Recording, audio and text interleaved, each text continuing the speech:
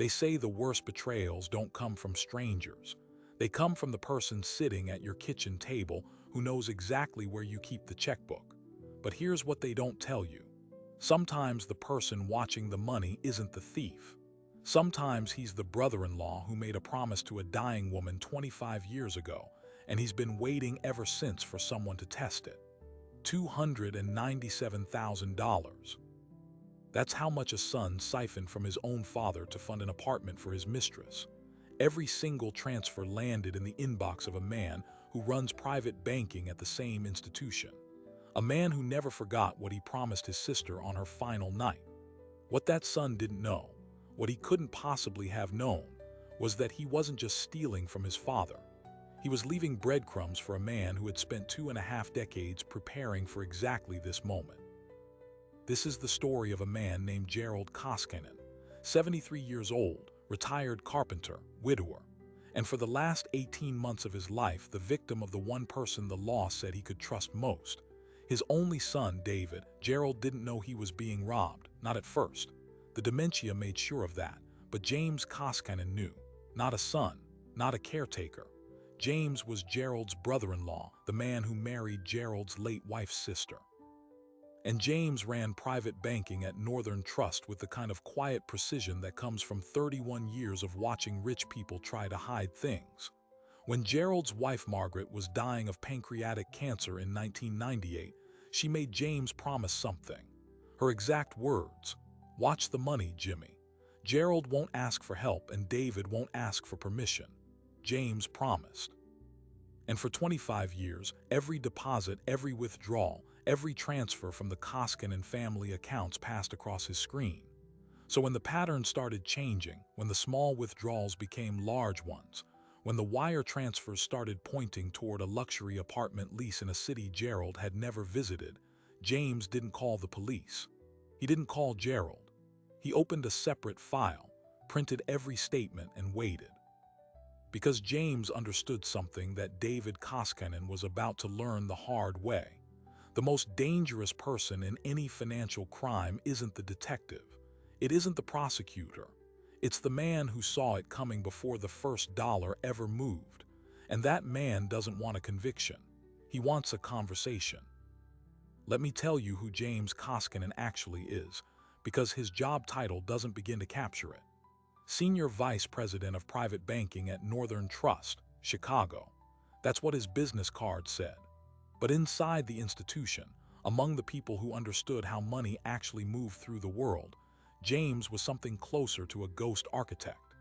He had spent 31 years designing the invisible scaffolding that kept wealthy families from destroying themselves. Trust structures, estate plans, generational wealth transfers. He was the man you called when your son had a gambling problem you wanted to keep off the books, or when your daughter's divorce attorney was getting too curious about the lake house. James had seen every variation of money meeting human weakness. He had watched fortunes evaporate because of grudges, addictions, and the soft, steady greed of people who believed they deserved what they hadn't earned. And through all of it, he kept one rule. He never got emotionally involved. The moment a banker starts caring about the people behind the accounts, he becomes useless to them. That was the rule. He broke it exactly once. Margaret Koskinen was not James's sister. She was his wife's older sister, which in the architecture of Midwestern Catholic families meant she was essentially his sister. When James married Ellen in 1981, Margaret was already married to Gerald, a carpenter with hands like oak bark and a laugh that filled entire wedding receptions. The four of them spent decades in each other's lives. Birthdays, funerals, the long afternoons at family cabins where the men fixed things that didn't need fixing, and the women talked in the kitchen about things the men would never fully understand. Margaret was the anchor of that family. Gerald built houses. Margaret built the home inside them. And in 1997, at 52 years old, Margaret was diagnosed with pancreatic cancer, the kind that doesn't announce itself until it's already finished making plans. By spring of '98, she was in a hospital bed in the living room of the house Gerald had built with his own hands. The hospice nurses came and went. The morphine drip kept its steady rhythm. And one night, when it was just James sitting beside her because Ellen had gone home to sleep and Gerald had finally collapsed in the bedroom upstairs. Margaret opened her eyes and looked at him with the kind of clarity that terminal patients sometimes summon right before the end. "Jimmy," she said, using the name only family used, "I need you to do something for me." He leaned closer. "Anything." She said, "Gerald is going to be lost without me." And David, her only son, was 27 years old at the time, working a series of jobs that never seemed to stick. "David," she said, "loves his father, but he loves himself more. I've known this since he was 12. I've made peace with it. But Gerald won't see it. He can't." She reached out and gripped James's wrist with a strength that surprised him. "When I'm gone, David is going to come for the money. Not all at once. He's too smart for that, but slowly. He'll convince Gerald he's helping. He'll get his name on accounts. He'll find reasons. And Gerald will say yes because he'll be too heartbroken to say no." James started to say something reassuring, something about how David wasn't that bad, how grief changed people for the better sometimes. Margaret cut him off. "I'm not asking you to argue with me. I'm asking you to promise. Watch the money. Don't let my husband die broke in a home he can't afford. Don't let my son become the kind of person who steals from his own father. If you ever see it happening, Jimmy, you stop it. You stop it however you have to." James promised. Margaret died 4 days later. For the next 16 years, James kept that promise in the background of his life. He set up alerts on the Koskinen accounts, nothing invasive, just notifications when transactions exceeded certain thresholds. He visited Gerald regularly. He watched David drift through his 30s, through a marriage that didn't last, through a series of sales jobs that started with enthusiasm and ended with excuses. David was charming in the way that people with no follow-through often are. He showed up for holidays with expensive gifts he couldn't afford. He told stories about business opportunities that always seemed one connection away from materializing. And Gerald, God bless him, believed every word. "That's my boy," he would say, clapping David on the shoulder. "He's going to figure it out. Just needs the right break." James said nothing. He had made a promise to a dying woman, but he had not been asked to poison a father's hope. He watched and he waited, and he hoped that Margaret had been wrong. Then Gerald started forgetting things. It was subtle at first. Car keys in the refrigerator, a bill paid twice, the name of the street he'd lived on for 40 years slipping away in the middle of a sentence. By 2018, the diagnosis was official: early-stage dementia.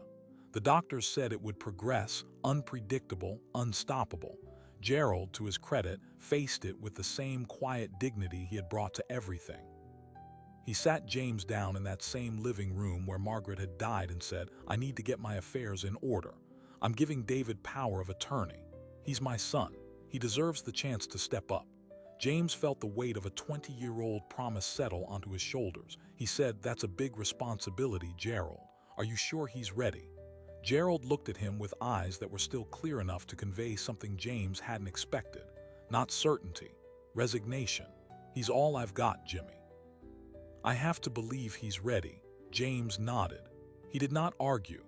He went back to his office, pulled up the Koskinen files, and added a new layer of monitoring. This time, he wasn't watching for a possibility.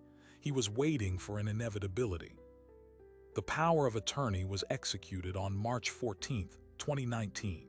It gave David Koskinen full authority over his father's financial affairs. Bank accounts, investment portfolios, the modest pension from the Carpenters Union, the house in Duluth that was worth maybe $260,000 on a good day. Gerald had never been wealthy, but he had been careful.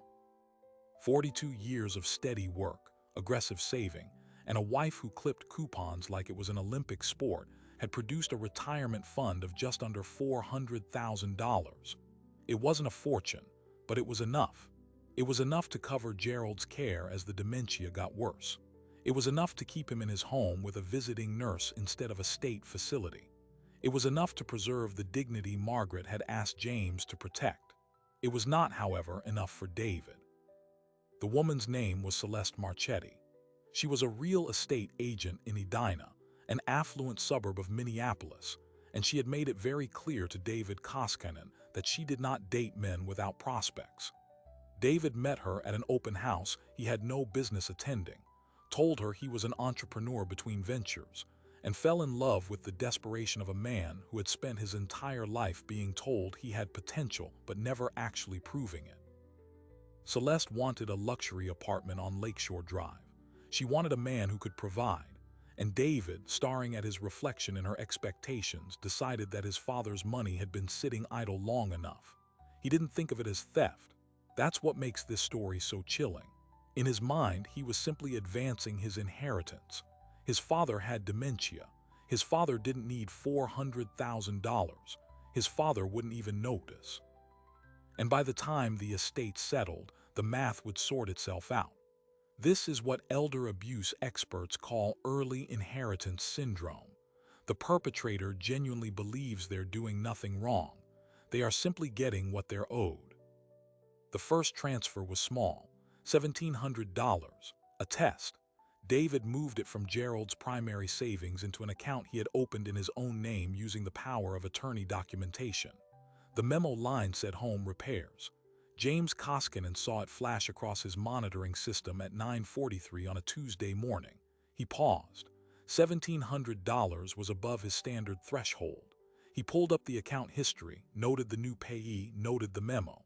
Home repairs. Gerald's house was in fine shape. James had been there 3 weeks earlier for Sunday dinner. He filed the transaction and said nothing. A week later, another transfer. $4,200. Memo, medical expenses. James checked. Gerald's medical expenses were being covered by Medicare and a supplemental policy Margaret had set up years ago. The numbers didn't add up. He printed the statement and placed it in a new manila folder. The folder that would, over the next 14 months, become the most dangerous object in David Koskinen's life. This is the thing about financial surveillance when the person doing the watching has spent 3 decades learning exactly how criminals try to hide. They always think the small amounts will go unnoticed. They always think the system is too big to catch them. But James Koskinen was not the system. He was a single man with a specific promise and an institutional knowledge of every trick in the book. He watched the transfers grow. 8,000, 12,000. A wire of $23,000 to a property management company in Edina. James traced the company, found the building, found the apartment. 2 bedrooms, floor-to-ceiling windows, a monthly lease that would have covered Gerald's care for 3 months. He found Celeste Marchetti's name on the lease application. He found David's signature as the financial guarantor. He built the case in silence, month after month, as David Koskinen drained his father's life savings one transfer at a time, always with a plausible memo line, always with the confidence of a man who believed the person watching the money was too far away or too distracted to care. By November of 2020, the total had reached $297,000. Gerald's accounts were down to less than $80,000. The visiting nurse hours had been quietly reduced. The house in Duluth had a leak in the roof that Gerald kept forgetting to mention, and David kept forgetting to fix. And James Koskinen sat at his desk in Chicago, looking at a folder thick enough to send his nephew to prison, and asked himself the question that would define everything that came next. How do you stop a crime that the victim can no longer remember is happening? How do you honor a promise to a dead woman without destroying the son she asked you to protect? How do you have a conversation with a man who has already convinced himself he's done nothing wrong? James picked up his phone and called David. "Uncle Jimmy," David said, his voice bright and unconcerned. "I was just thinking about you. How's Chicago?" James looked at the folder on his desk, looked at the photograph of Margaret that he still kept on his bookshelf and said, "We need to meet. Lunch, Friday. I'll come to Minneapolis." There was the briefest pause on the line, the kind of pause James had learned to recognize as the sound of someone calculating what they might need to hide. "Sure," David said, his tone slightly less bright. "What's this about?" "Just family," James said. "I want to talk about your father." He hung up before David could ask another question. Friday could not come fast enough, and David Koskinen had absolutely no idea what was waiting for him. James chose the restaurant the way a chess player chooses an opening move. Not for the food, for the field. He picked a steakhouse in downtown Minneapolis called the St. Paul Grill, which is not in St. Paul and never was. The place was all dark wood and leather booths, the kind of room where voices stayed low, and the waitstaff had seen enough business lunches to recognize when a conversation wasn't about business at all. James arrived 40 minutes early. He took a booth in the back corner with a clear sightline to the door, ordered a glass of water, and placed the manila folder on the seat beside him. He didn't open it. He didn't need to. He had memorized every page. David arrived 12 minutes late. He walked in wearing a suit that cost more than anything James had ever seen him in, a charcoal gray number with a European cut and shoes that made a quiet, expensive sound on the hardwood floor. He was tan. January in Minnesota, and David Koskinen was tan, which told James that Celeste Marchetti had opinions about winter vacations. "Uncle Jimmy," David said, sliding into the booth with the ease of a man who believed every room was a stage and he had already been given the best lines. "You look good. Retirement treating you well." James didn't correct him about the retirement. He had told David he was thinking about stepping back from the bank, a deliberate piece of misdirection planted 3 months earlier. Let people believe you're fatting. They stop guarding their flank. They ordered. David talked. That was his gift. He could fill any silence with words that sounded substantial but weighed nothing. The economy, the Vikings, a business venture he was exploring, nothing specific, everything optimistic. James let him run. He had learned 30 years ago that the most effective interrogation technique wasn't questions. It was patience. Let a man talk long enough and he would tell you exactly what he was afraid of by the things he carefully avoided. David avoided Gerald. For 20 minutes, through appetizers and the arrival of 2 dry-aged ribeyes, David Koskinen did not once mention his father. Finally, James set down his fork. "How's your dad?" The question landed like a stone in still water. David's expression flickered, recovered, reassembled itself into something somber. "He's okay, you know. Good days and bad days. The dementia is tough. Some days he doesn't recognize me." He said it with the practiced sadness of a man who had told this story before and received the sympathy he was fishing for. James nodded slowly. "I've been reviewing his accounts," he said, making the words sound casual, almost like an afterthought. "Just making sure everything is in order. You know, with the power of attorney and everything." David's fork stopped moving. It was a small pause, half a second, the kind of pause that in James's line of work meant someone had just realized they were standing on a trapdoor. "You don't need to worry about any of that," David said, his voice carrying a new edge beneath the warmth. "I've got it handled. The accounts are fine. Dad's taken care of." James reached down and picked up the manila folder. He didn't open it. He simply placed it on the table between them the same way a prosecutor places evidence on the rail of a jury box. The gesture said everything the words didn't. "I want to show you something," James said. David looked at the folder. He didn't touch it. His face was doing something complicated now, the smile still there but hollowing out underneath. "What is that?" "Just some records," James said. "Statements, transactions. I've been tracking the activity on your father's account since the power of attorney went into effect. Standard practice for private banking clients." The color in David's cheeks shifted. "What do you mean tracking?" "I mean," James said, opening the folder and spreading the pages across the table like a dealer fanning cards, "that I have a record of every transfer you've made from Gerald's account since March of 2019. Every wire, every withdrawal, every check." He let the last word hang in the air. David's eyes moved across the pages. His breathing changed, not dramatically, just shallower. "This is a misunderstanding," he said. His voice had lost its polish. It was the voice of a man reaching for a life raft that was already drifting away. "Those were all legitimate expenses. Home repairs, medical bills, Dad's care." James nodded. "The home repairs that were supposedly done on a house I visited every month, where the roof was leaking and the gutters were falling off. The medical expenses that Medicare already covered. The $23,000 wire to a property management company in Edina for an apartment that your father has never set foot in." David's face went very still. The tan suddenly looked wrong on him, like a costume he'd borrowed and was about to be asked to return. The silence stretched.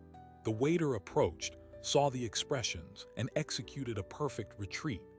David leaned forward, his voice dropping to something between a whisper and a threat. "Uncle Jimmy, I don't know what you think you found, but you need to be very careful about what you're implying." James leaned back in the booth. He had expected this. The aggression, the reversal. It was the move that guilt always made when it realized it was cornered. "I'm not implying anything, David. I'm stating facts. $297,000. That's how much you've moved out of your father's accounts over the last 20 months. He pointed at the spreadsheets. "These are the records. These are the account numbers. This is the trail." David's jaw tightened. "And what exactly do you plan to do with this information?" James looked at him for a long moment. He thought about Margaret in that hospital bed. He thought about Gerald sitting alone in a house with a leaking roof and a memory that was dissolving a little more each day. He thought about the promise he had made, not just to a dying woman, but to himself. The promise that when the moment came, he would not flinch. "Before I answer that," James said, "let me tell you something about how Northern Trust handles suspected elder financial abuse." He folded his hands. "There is a department. It's called the Vulnerable Persons Unit. They work directly with adult protective services in all 50 states. They have relationships with district attorneys' offices from here to California. And their sole job is to pursue exactly this kind of case." David's lips parted slightly. "You wouldn't." "Wouldn't I?" James's voice was calm, almost gentle. "You've stolen nearly $300,000 from a man with dementia, a man who is your father, a man who believed in you when nobody else did. You've used the legal authority he gave you in trust to fund an apartment for a woman who, and I've done my homework on her too, David, would leave you within a week if the money stopped. So yes, I would." The word hung between them. David Koskinen's face was a study in collapse. The charm was gone. The confidence was gone. What remained was something raw and desperate and terrifyingly young. He was 48 years old, and in that moment he looked like a boy who had been caught stealing from his father's wallet and had just realized there was no excuse that could make this right. "What do you want?" he said finally. His voice cracked on the last word. James picked up his water glass and took a slow sip. He had been waiting for this question for 20 years, and he had his answer ready. "I want 3 things," he said. "First, you're going to transfer every remaining dollar back into your father's accounts. Not tomorrow, not next week. Tonight, I'll be watching. Second, you're going to resign the power of attorney effective immediately. I have the paperwork already drawn up. It's in this folder. All you have to do is sign." David opened his mouth. "Third," James continued, overriding him with the practiced authority of a man who had spent decades closing deals with far more dangerous people, "you're going to explain to Celeste Marchetti that the apartment is no longer yours to pay for. You can do that however you want, but the payments stop." David stared at him. The silence was dense now, almost physical. "And if I refuse?" James set down his glass. "Then I walk out of this restaurant and I make 3 phone calls. The first is to Northern Trust's Vulnerable Persons Unit. The second is to the Hennepin County District Attorney's Office. And the third," David, he leaned forward, "the third is to your father, and I explained to him exactly what his son did with the money he spent 42 years saving." David's eyes went wide. "You can't do that. He's got dementia. He won't understand." "He will understand enough," James said quietly. "He will understand that the son he trusted emptied his accounts. He will understand that the house he built with his own hands might have to be sold to pay for his care, because the money he saved is gone. And even if he forgets it 10 minutes later, David, for those 10 minutes, he will know exactly who you are."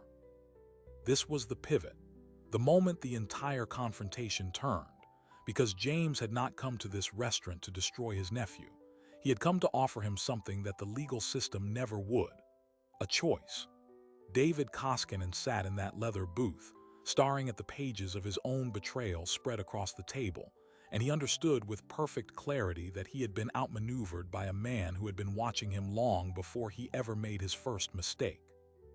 The $297,000 wasn't what David had stolen from his father. It was what David had stolen from himself: his dignity, his inheritance of trust, his place in a family that had already lost its anchor and was now watching its foundation crumble. And the man sitting across from him wasn't an uncle. He was a mirror, and the reflection was unbearable.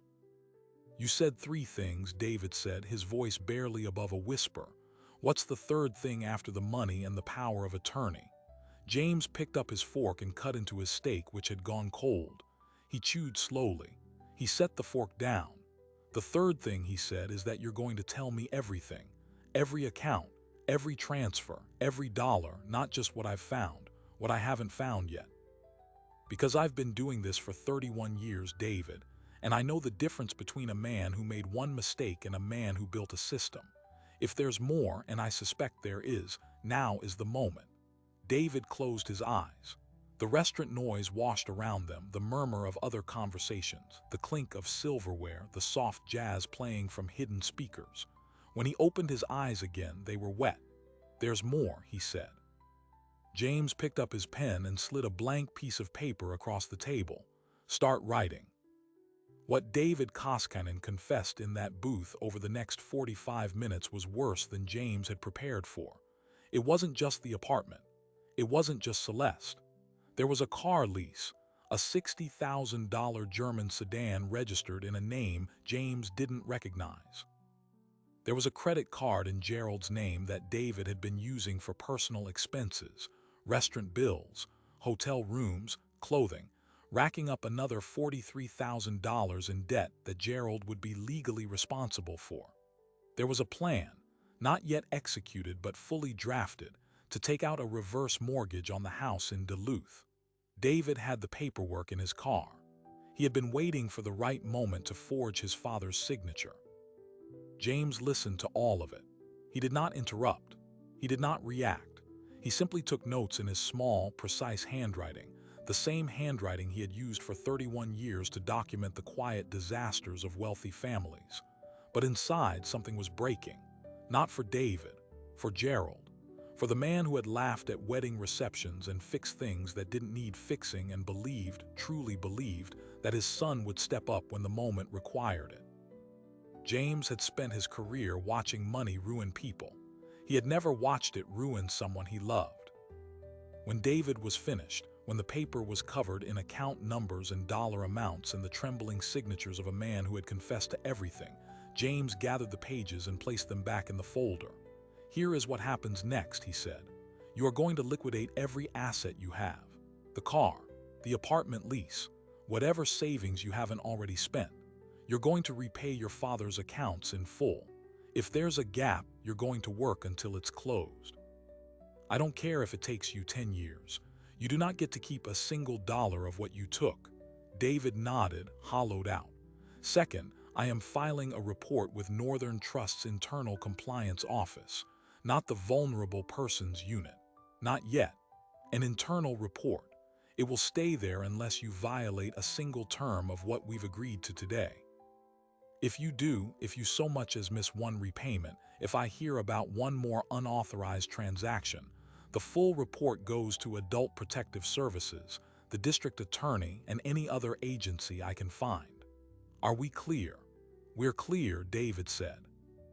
"And third," James continued, his voice finally allowing a thread of the grief beneath the strategy, "you're going to visit your father. Not once a month, not when it's convenient, every week. You're going to sit with him, you're going to talk to him. You're going to help him remember, for as long as he still can, that he has a son who loves him. Because right now, David, that is a thing he does not know. And you are going to earn back the right to be believed when you say it." David broke, not dramatically, not with tears and apologies. He simply folded forward, elbows on the table, head in his hands, and the silence that came out of him was the silence of a man who had just realized that forgiveness was not a guarantee. It was a loan, and the interest rate was everything he had. James watched him for a long moment. Then he signaled the waiter. "Coffee," he said, "2 cups, real coffee, and the check." The waiter nodded and disappeared. James looked at his nephew, the boy he had known since he was born, the man who had thrown away everything for an apartment lease, and a woman who would leave him the moment the money dried up. And then he looked at the photograph of Margaret he still kept on his bookshelf back in Chicago, the one where she was laughing at something Gerald had said, her head thrown back, her eyes bright with the particular joy of a woman who had built a life worth protecting. I kept my promise, Marge, he thought. It cost more than I expected, but I kept it. As the coffee arrived and the check was paid, as David slowly reassembled himself into something resembling a functional human being, James's phone buzzed. A notification from the monitoring system. A new transaction. He opened it, expecting perhaps the first transfer back, the beginning of restitution. It wasn't. It was a withdrawal from Gerald's account, made 30 minutes ago while they were sitting in this restaurant. $15,000. Memo line, business venture. James looked at David. David was stirring his coffee, his face still blank with the aftermath of confession, and James realized with a cold, clarifying dread that someone else had access to Gerald's accounts. Someone who wasn't David. Someone who knew the power of attorney was vulnerable. Someone who had been waiting for exactly this moment of chaos to make their own move. He pocketed his phone. He did not tell David, not yet. Because whoever else was stealing from Gerald Koskinen, they had just made the same mistake David made. They assumed nobody was watching, and James had one more name he needed to find. James did not go home after the restaurant. He drove to his hotel, sat down at the desk, opened his laptop, and began the second investigation of his night. The $15,000 withdrawal had originated from a branch of Northern Trust in Wayzata, a wealthy suburb on the western edge of Minneapolis. The timing was impossible to ignore. David had been sitting across from James in the booth when the transaction posted. Someone else had accessed Gerald's accounts at the exact moment David was confessing his crimes. James pulled the transaction details. The memo line said business venture. He cross-referenced the receiving account. It belonged to a limited liability company registered 3 months ago under a name James didn't recognize. Northern Plains Consulting. He searched the Minnesota Business Registry. The registered agent for Northern Plains Consulting was a woman named Patricia Harkness. James stared at the name, Patricia Harkness, Gerald's home health aide. Let me tell you about Patricia Harkness. She had been hired 18 months earlier through a reputable agency, background checked, bonded, and recommended by the dementia care coordinator at Gerald's clinic. She was 56 years old, a widow, soft-spoken and competent in the particular way that makes families exhale with relief and stop asking questions. She came 3 days a week. She helped Gerald with meals, medication, and the slow, patient work of navigating a mind that was dimming at the edges. She sat with him during the afternoons when the sunlight came through the living room windows and Gerald would tell the same stories 3 times without realizing it. She was, by every surface measure, exactly what the Koskinen family needed, and she had been stealing from Gerald for 11 months. James dug deeper. He pulled every transaction that Patricia Harkness could have influenced, every withdrawal from branches near her route between her apartment in St. Louis Park and Gerald's house in Duluth. The pattern emerged with the kind of clarity that made James's stomach turn. Small amounts at first, the same way David had started. A few $100s here, a cash withdrawal there. Then larger, then bolder. $11,000 in September of 2020, $19,000 in November. And now this $15,000 hit, made while David was confessing his own betrayal across town, as if the universe had arranged for both of Gerald's thieves to be active on the very same night. But here's what made Patricia Harkness different from David Koskinen. David believed he was advancing an inheritance. His theft was wrapped in the flimsy justification of early entitlement.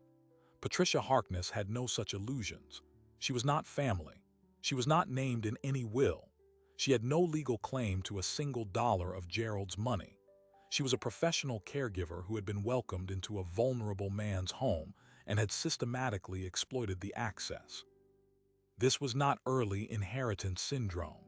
This was criminal elder abuse in its most textbook form. James sat back in his hotel chair and stared at the ceiling. He was exhausted. It was nearly midnight. He had just broken his nephew in a restaurant booth, extracted a confession, and established a restitution plan that would take years to complete. And now he had discovered a second predator operating in the same accounts, one who had no familial loyalty, no emotional leverage, and no reason to cooperate with the quiet, internal resolution James preferred. Patricia Harkness would not fold in a steakhouse. Patricia Harkness would require a different approach entirely. He called the agency first, not to report her, not yet.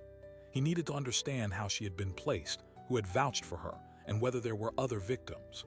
The agency director was a woman named Sharon Okonkwo who answered her phone at 12:30 in the morning with the alert wariness of someone who knew that late calls from bank executives never brought good news. James explained what he had found. Sharon was silent for 11 seconds. "We ran a full background check," she said finally, her voice tight with the particular dread of someone who had just realized her systems had failed. "It came back clean. No criminal record, no financial red flags, good references. She was one of our highest-rated caregivers." James believed her. He had seen clean background checks before. The best predators never got caught the first time. "I need everything you have on her," he said. "Employment history, previous clients, any complaints, formal or informal, and I need you to do this quietly. If she knows I'm looking, she'll cover her tracks."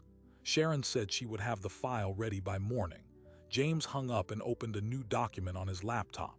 He began building the case against Patricia Harkness with the same meticulous precision he had used against David.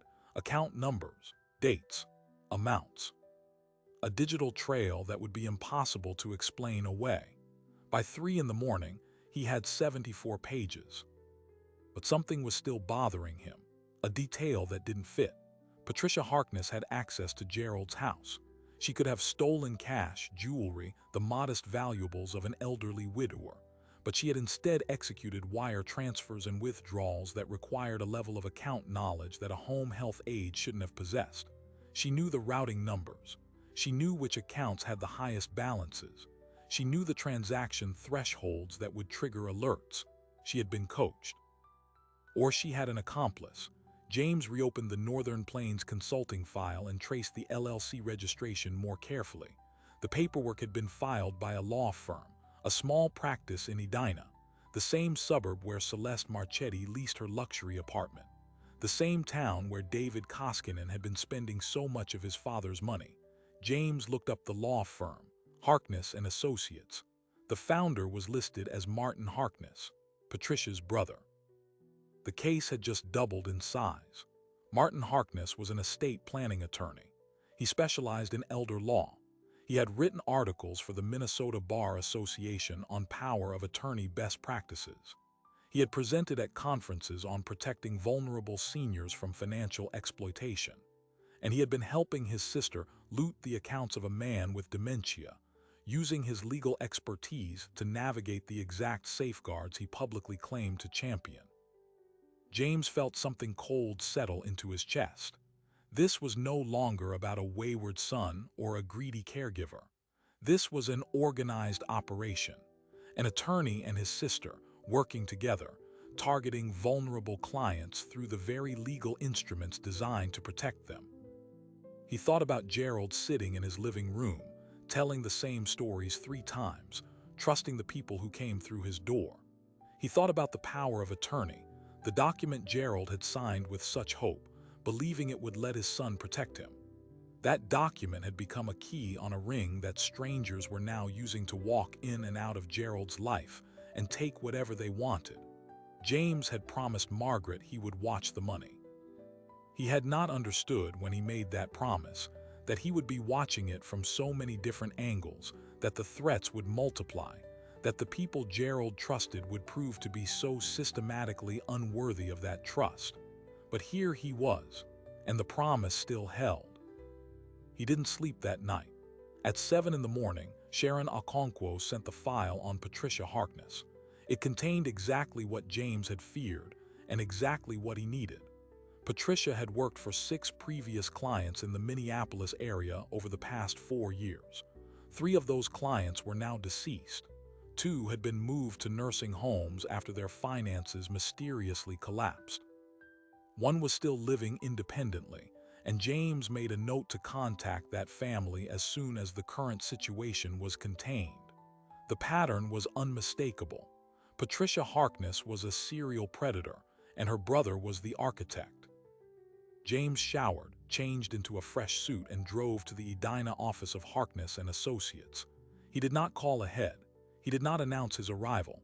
He simply walked through the glass doors at 8:15 in the morning, carrying a briefcase that contained every piece of evidence he had assembled against Martin and Patricia Harkness. The receptionist smiled. "Do you have an appointment?"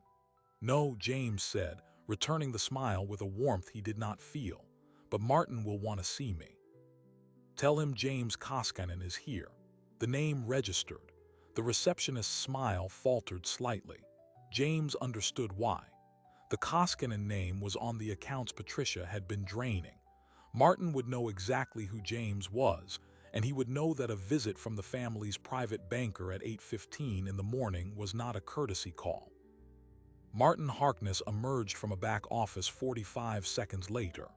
He was 58 years old, silver-haired, with the kind of distinguished appearance that estate planning attorneys cultivate to reassure wealthy clients that their money would be handled with dignity.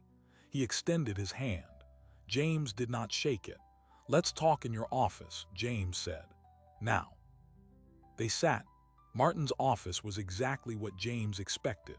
Leather chairs, legal diplomas, a photograph of Martin shaking hands with a former Minnesota governor. The architecture of credibility, all of it hollow. James placed his briefcase on the desk and opened it. He withdrew the file on Patricia Harkness, the file on Northern Plains Consulting, the spreadsheets showing 74 pages of unauthorized transactions. He laid them out one by one, the same way he had laid out the evidence for David the night before, the same way he had laid out evidence for hundreds of cases over 31 years. Martin Harkness watched the pages accumulate and said nothing. His face had gone very still. "Your sister," James began, "has stolen approximately $93,000 from my brother-in-law Gerald Koskinen over the past 11 months. You assisted her. You set up the LLC. You advised her on transaction thresholds. You used your knowledge of elder law not to protect a vulnerable client but to rob him." He paused. Martin's jaw was working, but no sound came out. James continued, "I have filed nothing with the police, nothing with the Bar Association, nothing with Adult Protective Services. Not yet." He let the last two words hang in the air. Martin Harkness was an attorney. He understood exactly what those words meant. "What do you want?" Martin said. His voice was hoarse. "I want everything returned," James said. "Every dollar, by the end of the week. I want your sister's resignation from the care agency, effective immediately, with a letter that does not mention any of this but makes clear she will never work in elder care again. I want you to close your practice. Quietly. If I ever see your name on another estate plan, another power of attorney, another document that gives you access to a vulnerable person's money, I will release this file to every agency I know and personally ensure that the story of Harkness and Associates becomes a case study in the Minnesota Bar Journal." Martin stared at him. The distinguished facade had cracked. Underneath it was something small and terrified and utterly exposed. "You can't do this," he whispered. "I can," James said, "and I will. But not today. Today, you still have a choice." He closed his briefcase and stood up. "I'll be watching the accounts. If the money isn't back by Friday, the choice expires." He walked out of the office without looking back. The receptionist called after him, something about parking validation, but he was already through the glass doors and into the gray January morning. He sat in his car for a moment and let the exhaustion wash over him. 2 thieves in 2 days, a nephew and a caregiving team. Nearly $400,000 total, stolen from a man who had spent 42 years building it. And still, James knew this wasn't over. The money could be returned. The criminals could be neutralized. But the damage to Gerald Koskinen, the quiet erosion of a life's work, the betrayal by the very people who were supposed to hold his trust, that damage could not be undone with a wire transfer. James started the car and began the drive to Duluth. He had made a promise, and the promise required one more thing. He needed to see Gerald. He needed to sit with the man who had laughed at wedding receptions and fixed things that didn't need fixing and believed, against all evidence, that people were fundamentally good. He needed to look his brother-in-law in the eye and decide how much of this story Gerald ever needed to know. The drive to Duluth took 2.5 hours, and James spent every minute of it trying to decide what he would say when he got there. He had exposed 2 separate schemes in the span of a single weekend. He had secured commitments for full restitution of nearly $400,000. He had dismantled an estate planning attorney's career and ended a caregiver's access to vulnerable seniors. By any professional measure, he had done exactly what Margaret had asked him to do. He had watched the money. He had stopped the bleeding. But the professional measure was not the one that mattered as he turned onto the familiar street where Gerald Koskinen had lived for 40 years. The house looked smaller than he remembered. The roof still leaked. The gutters were still falling off. Gerald was sitting in the living room in his favorite chair, the one with the worn brown corduroy that Margaret had bought at a furniture outlet in 1992.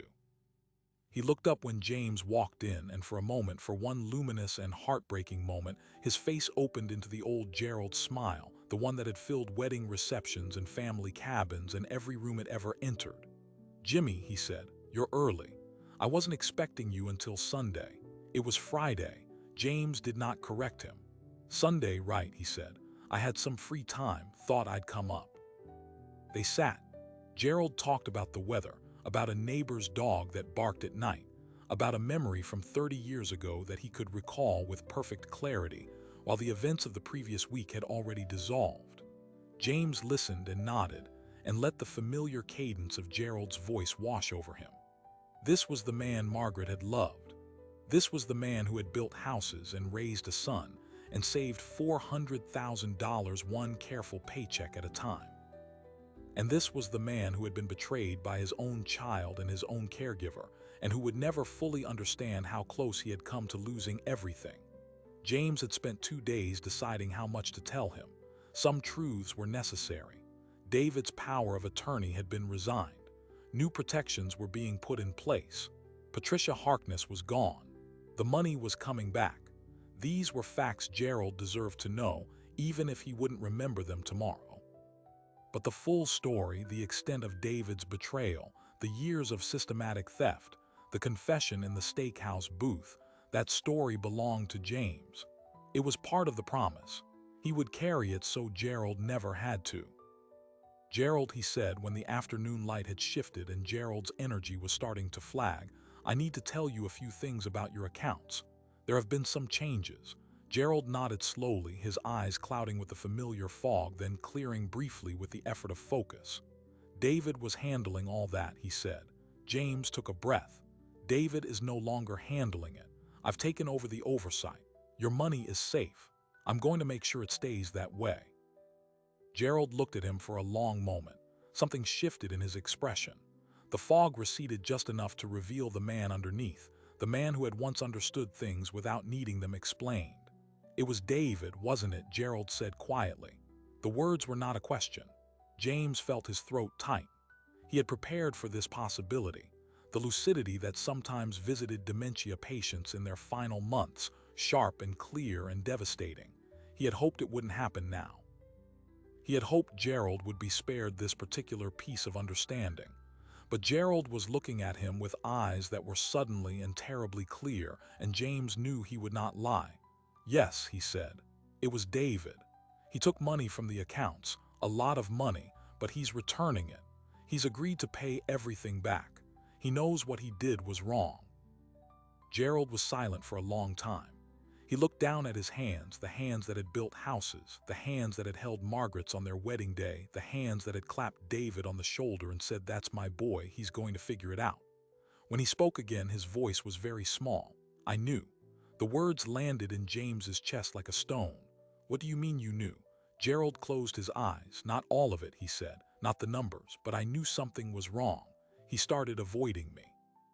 When he did visit, he wouldn't look me in the eye. The way he looked at me when he was a boy. You remember." James remembered. He remembered David at 7 years old, following Gerald around the cabin, holding a toy hammer, pretending to build things alongside his father. He remembered the way David used to look at Gerald with the absolute adoration of a child who believed his father was the strongest man in the world. And he remembered the last time he had seen that look, which was years ago now, replaced by something guarded and calculating and ashamed. "I didn't want to believe it," Gerald said. "He's my son. I kept telling myself I was imagining things. The dementia, it makes you doubt yourself. You start thinking you're paranoid, but I knew." James reached out and placed his hand over Gerald's. The hands were cold. "David is going to make this right," he said. "He's going to repay every dollar, and he's going to visit you every week, not when it's convenient, every week." Gerald opened his eyes. There were tears in them, but they did not fall. Does he mean it? James thought about the booth at the St. Paul Grill. He thought about the moment David had folded forward, head in his hands, the silence of a man confronting the full weight of what he had become. "I believe he does," James said. "I believe he's going to try." Gerald nodded once, a small, exhausted nod. Then the fog returned. The clarity slipped away, and Gerald was talking about the neighbor's dog again, asking if James had remembered to bring the tomatoes, though it was January and no tomatoes were in season. James stayed for another hour. He helped Gerald eat a bowl of soup. He made sure the visiting nurse schedule was confirmed for the following week. He checked the leak in the roof and made a note to hire a contractor, a real one, not someone Patricia Harkness had recommended. Before he left, he walked through the house one last time. In the kitchen, on the refrigerator, there was a photograph held up by a magnet shaped like a loon. The photograph was of Margaret. She was laughing at something Gerald had said, her head thrown back, her eyes bright. It was the same photograph James kept on his bookshelf in Chicago. He stood in front of it for a moment. "I kept my promise, Marge," he said quietly. "It cost more than I expected, but I kept it." The next 3 months moved with the deliberate pace of a machine recalibrating itself. David Koskinen did what he had promised. He liquidated the German sedan. He surrendered the apartment lease. He found a job, a real one, working as a sales manager for a manufacturing company in St. Cloud. It didn't pay what he thought he deserved, but it paid enough to begin the restitution payments. Every month, a deposit of $2,500 appeared in Gerald's account with the memo line repayment. James tracked every one of them. He also tracked David's visits to Duluth. They happened every Sunday afternoon like clockwork. Gerald didn't always remember that David had been there the previous week, but he remembered that Sundays meant something now. Sundays meant his son was coming. That was enough.